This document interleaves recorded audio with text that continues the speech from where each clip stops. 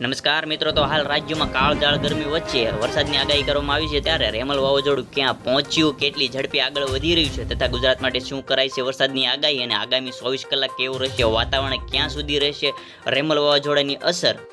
તો મિત્રો આજના આ વિડીયોમાં આપણે તમામ આગાહી વિશે વાત કરીશું, તો વિડીયોના અંત સુધી નિહાળજો. તો વિડીયોમાં આગળ વધીએ તો રેમલ મચાવ્યો છે કહેર. ચક્રવાતી તોફાન રેમલ અત્યાર સુધીમાં અનેક લોકોનો જીવ લઈ ચૂક્યું છે. પશ્ચિમ બંગાળમાં રેમલના કારણે 6 જેટલા લોકોનો જીવ ગયા છે, ત્યારે તેલંગાણાના અનેક વિસ્તારોમાં રવિવાર રાતે આવેલા તેજ આંધી તોફાન તથા ભારે વરસાદના પગલે 13 લોકોના મોત થઈ ગયા છે. રાજ્યના રાજધાની હૈદરાબાદ સહિત અનેક જિલ્લાઓમાં ભારે આંધી સાથે વરસાદની કહેર મચાવ્યો છે, ત્યારે બાંગ્લાદેશ તટીય વિસ્તારોમાં રેમલનો પહોંચ્યા બાદ ઓછામાં ઓછા 10 લોકોના મોત થયા છે, જ્યારે લાખો લોકો વીજળી વગર રહેવા માટે મજબૂર બની ગયા છે. અને રેમલના પ્રભાવને જોતા જ અસમના અનેક જિલ્લાઓમાં ભારેથી અતિભારે વરસાદનું પૂર્વાનુમાન જોતા હાઈ એલર્ટ જાહેર કરાયું છે. આમ રેમલ વાવાઝોડા દ્વારા હાલ ઘણા લોકોના મૃત્યુ થયા છે. મિત્રો આગળ જોઈએ તો ક્યાં સુધી રહેશે રેમલ વાવાઝોડાની અસર. તો હવામાન વિભાગના માનવું છે કે આગામી 5 થી 6 દિવસ સુધી બિહારના હવામાન પર આ તોફાનની અસર જોવા મળશે. આ દરમિયાન અનેક જિલ્લાઓમાં મધ્ય અને કેટલીક જગ્યાઓ પર સામાન્ય સ્તરથી વધુ વરસાદ પડવાની આગાહી કરાઈ છે. આ ઉપરાંત 130 થી 140 કિમી પ્રતિ કલાક ઝડપે પવન ફૂંકાય તેવી પણ આશંકા છે. આઈએમડી મુજબ એક બાજુ જ્યાં તોફાનના કારણે ઉત્તર બિહારમાં ભારે આંધી તોફાન જોવા મળશે, ત્યાં બીજી બાજુ દક્ષિણ બિહારમાં હવામાન ખુશમાન રહેશે. અને જોકે હવામાન ખાતામાં વૈજ્ઞાનિકોના જણાવ્યા મુજબ નબળું પડી ચૂકેલું વાવાઝોડું રેમલ હવે વધુ નુકસાન કરે તેવી શક્યતા નથી. આમ હાલ વાવાઝોડું 5 થી 6 દિવસ સુધી બિહાર અને તેની પર અસર કરશે. તો ગુજરાત માટે શું આગાહી કરાઈ છે મિત્રો, તો વાત કરી દઈએ. ગુજરાતની વાત કરીએ તો રાજ્યમાં હવામાન ખાતા દ્વારા આજે આગાહી કરાઈ છે કે આજથી રાજ્યમાં તાપમાનમાં ઘટાડો થતાં લોકોને મળશે રાહત.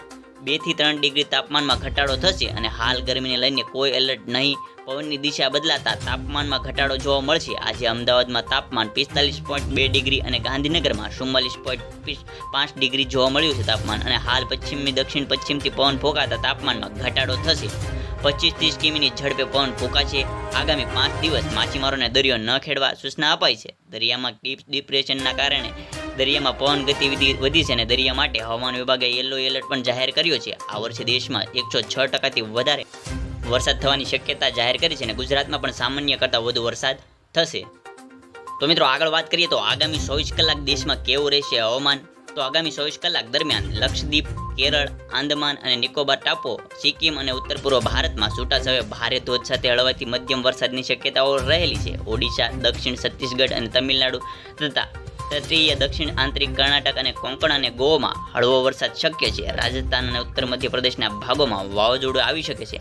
આજે રાજસ્થાનના મોટા ભાગો, હરિયાણા, દિલ્હી અને ઉત્તર પ્રદેશ, મધ્યપ્રદેશ કેટલાક ભાગોમાં હીટવેવની પણ આગાહી કરવામાં આવી છે. મિત્રો આ ઉપરાંત આગળ જોઈએ તો હવામાન વિભાગે ગુજરાત માટે ચોમાસાની ટાઈમલાઈન પણ જારી કરી દીધી છે. તો ઉત્તર મધ્યમ ગુજરાતમાં 15 થી 20 જૂન સુધીમાં ચોમાસાનો પ્રવેશ થશે અને 20 જૂનથી લગભગ ગુજરાતમાં રાબેતા મુજબ ચોમાસું બેસી જશે અને સર્વત્ર વરસાદ શરૂ થઈ જશે. ઉલ્લેખનીય છે કે ગત વર્ષમાં ચોમાસા પહેલા જ ગુજરાતમાં 60% વરસાદ વરસી ગયો હતો. હવામાન વિભાગે 15 મેએ કેરળમાં ચોમાસાના આગમનની તારીખ માટે 31 મેની આગાહી કરી છે. ચોમાસાના બંગાળની ખાડી તરફ આગળ વધવામાં રેમલ વાવાઝોડું ભરપૂર મદદ કરી છે અને તેને પગલે દેશમાં નિર્ધારિત તારીખ પહેલાં ચોમાસું પ્રવેશી રહ્યું છે. આમ તો ચોમાસાના આગમનની સમયની તારીખ 1 જૂન છે. આઈએમડીએ આ વખતે ચોમાસાની ઋતુ જૂનથી સપ્ટેમ્બર દરમિયાન સામાન્ય કરતાં 106% વરસાદ પડવાની આગાહી કરી છે. આમ હવામાન વિભાગના કહેવા પ્રમાણે આસામ સુધી 5 જૂન સુધીમાં ચોમાસું પહોંચી જશે. તે ઉપરાંત વાત કરીએ તો કયા જિલ્લાઓ માટે ઓરેન્જ એલર્ટ જાહેર કરવામાં આવ્યું છે. તો આઈએમડી પટણાના વૈજ્ઞાનિક કુણા શાહે મેટેના જણાવ્યું મુજબ સોમવારથી ખતરનાક ચક્રવાતી તોફાન રેમલથી બિહારના પૂર્વીય વિસ્તાર પ્રભાવિત રહેશે. જો કે બિહારમાં તેની મિક્સ અસર જોવા મળશે, પરંતુ પૂર્વ ભાગના જિલ્લાઓમાં વાદળનો ગડગડાટ અને આંધી સાથે સામાન્યથી થોડો વધુ વરસાદ પડે તેવી શક્યતા રહેલી છે. સાથે સામાન્યથી થોડો વરસાદ ઉપરાંત જેને ધ્યાનમાં રાખતા હવામાન ખાતાએ બિહારના સુપોલ, અરિયા, કિશનગંજ અને હરિયાણામાં વરસાદ અંગે ઓરેન્જ એલર્ટ જાહેર કર્યું છે. તો હજી સુધી મિત્રો તમે અમારી આ હવામાન વિભાગની ચેનલને સબસ્ક્રાઇબ ના કરી હોય તો વહેલી તકે સબસ્ક્રાઇબ કરી દેજો, તેથી આવનારા ચોમાસાની દરેક અપડેટ તમારા સુધી સૌથી પહેલાં પહોંચતી રહે. જય હિન્દ, જય ભારત.